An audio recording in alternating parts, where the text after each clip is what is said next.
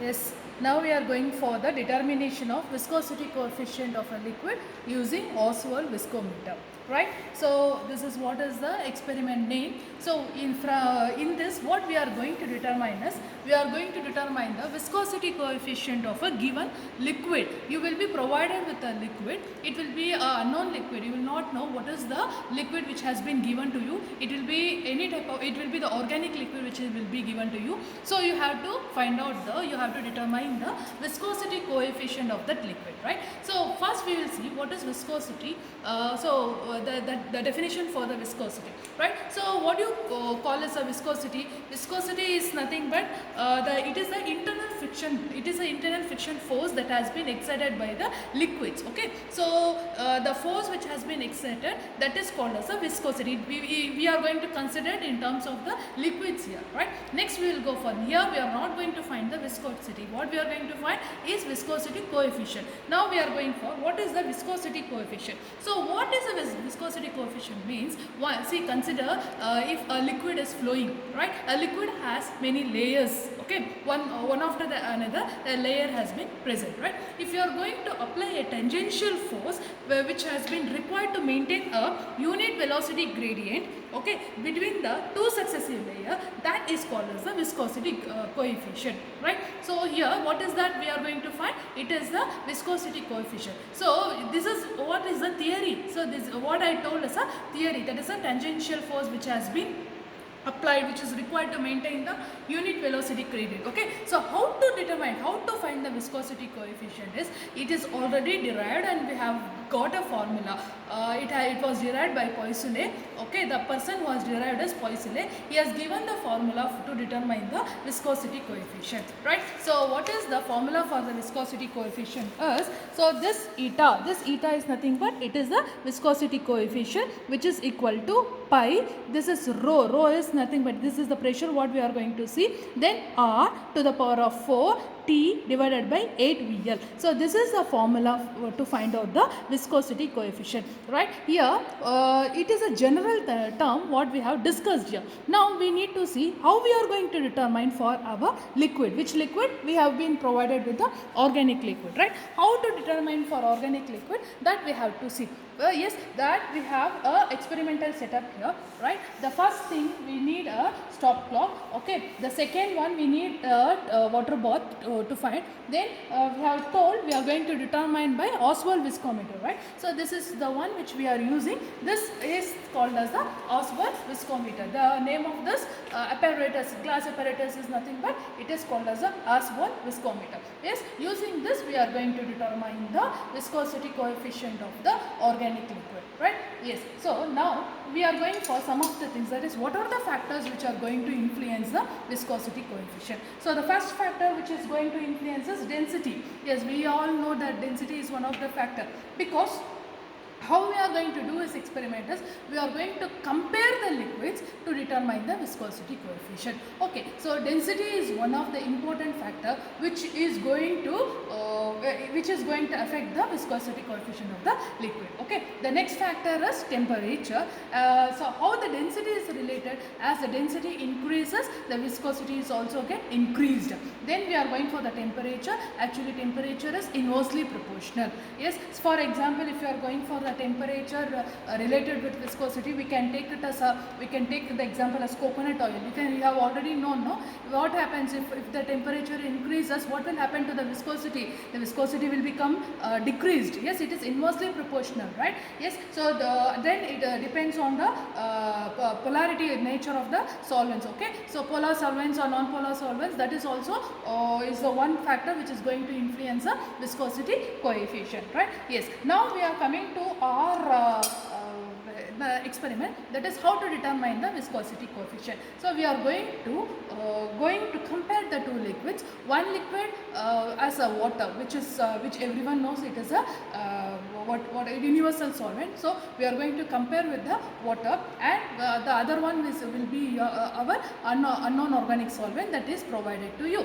right? So how we are going for is, here this is, as we have shown that this is the formula for the viscosity coefficient. Some of the factors which we are going to keep it as a constant one, right? Yes. So what are the constants are? So pi is a constant, so that will be cancelled. So if comparing for liquid and water, the pi remains the same for both. Okay, then rho. So how this pressure can be determined? It is nothing but HdG.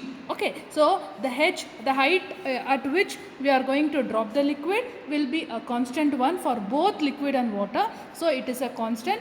The density gets varied. So density is the factor which is going to we are going to take.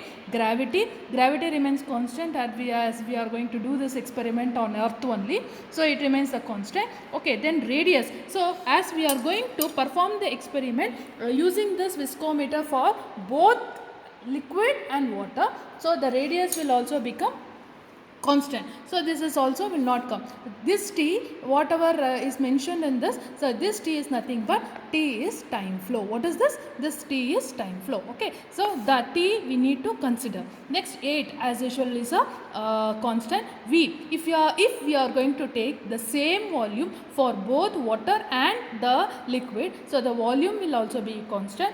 Then the L is nothing but the length of the flow of liquid. Okay, so the length will also be constant. So what are the two factors we are going to consider for this comparison? One is the time flow, other one is the density. Okay, so here that's why we have gone for this formula NL. It is nothing but viscosity coefficient of the liquid divided by NW. This NW is nothing but viscosity coefficient of water is equal to TL. What is TL? TL is nothing but time flow of liquid. Then DL. DL is density of liquid. Next is time flow of water into density of water. Yes. So by knowing all these factors including the viscosity coefficient of the liquid, is it not easy to calculate the density of viscosity coefficient of the liquid? Yes, it is possible. So this is what is the formula to determine the viscosity coefficient of the liquid. Okay, so how to find out this? See, the density and the viscosity coefficient of water will be given to you. So in this experiment, what is your observation part is, you are going to determine, you are going to find out only the time flow of the liquid and water. Okay, so how to find out the liquid and water, that is what is the experimental part which I am going to show you.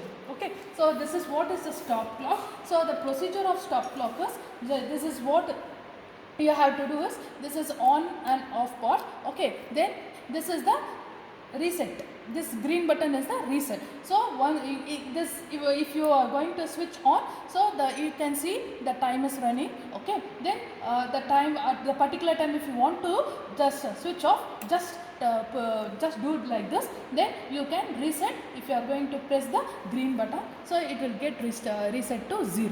Okay, so this is what is the function, this is what is the functioning of the stop clock. Okay, now I am going to do for the procedure for the liquid, right? So this is the liquid which has been given to you. It has been labeled. It is the label is given as C. Okay, the label is given as C. So this is how they are going to provide the liquid. You will not know what is the liquid which has been given to you. Okay, so can you see this viscometer? This viscometer, you can see two pads. Okay, so this is what is the wider one. This is one is the narrow one. Okay, so what you have to do is, first you have to set this viscometer. So this left side should be the wider pad. Okay, you just keep all the experimental setup next to you. Okay, to be comfortable, and you have to maintain the water bottle. You have to take the water bottle because temperature is also the factor which is influencing, right? So you have to keep this whole apparatus inside the water bottle. Okay, I am keeping the apparatus. Then you have to fix like this. You have to fix like this. So can you see? So this is how you have fixed the apparatus, right? Yes. So what you have to do? You have to take the liquid. So take the pipette and you have to pipette out the liquid. So pipette out 10 ml of the organic liquid.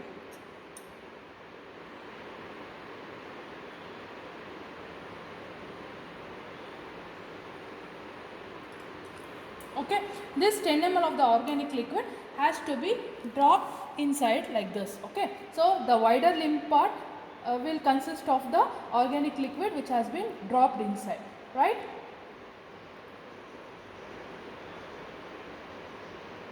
Yes.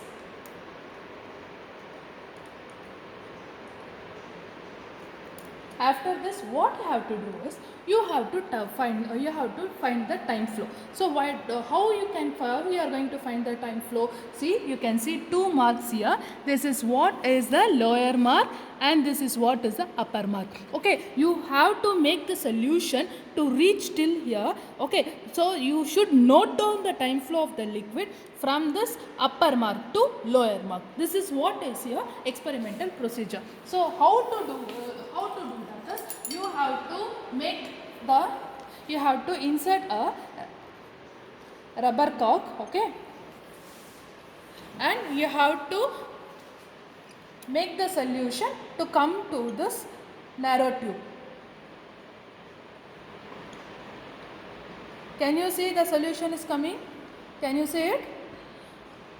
Just press like this, so you can see the solution is rising, okay, right?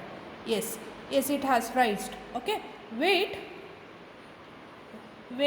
till it is coming to the upper mark, right? Once it comes to the upper mark, what you have to do? You have to switch on the stopwatch, okay. So wait till it comes to the lower mark. So that time what is running out, that time is the one which you have to note down as the time flow of the liquid, right? So I am waiting for the liquid to get reached to the lower mark. So the experiment, see, we have humans, right? So a single trial is enough, but as we humans do mistakes, we are going for the 2 more trials just to have an average of time, so that in order to reduce the error which is going to get caused due to the experimental mistake, okay. So we are just going to note down the time flow of the liquid till the lower mark. Once it comes to the lower mark, what you have to do? You have to switch off the